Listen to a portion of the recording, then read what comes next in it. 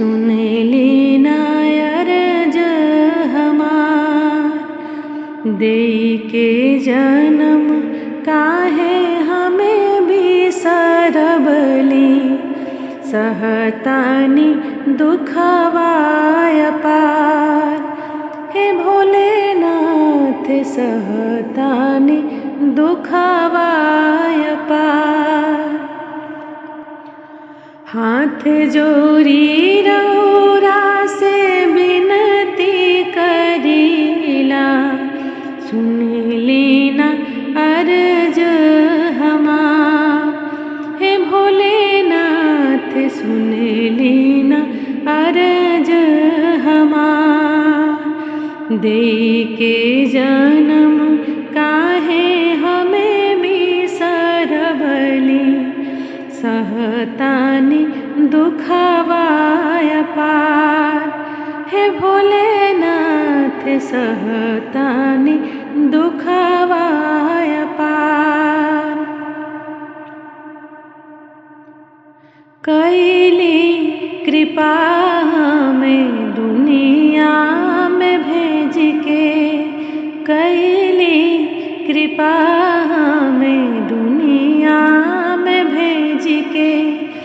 अतना दिन रखली रउआ हमके सहेज के, कवन कसूर भइल हमारा से भारी, कवन कसूर भइल हमारा से भारी।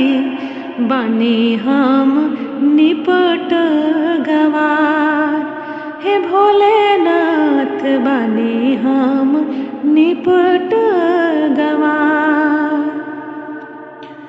देवन के देव महादेव जी कहाली, देवन के देव महादेव जी कहाली।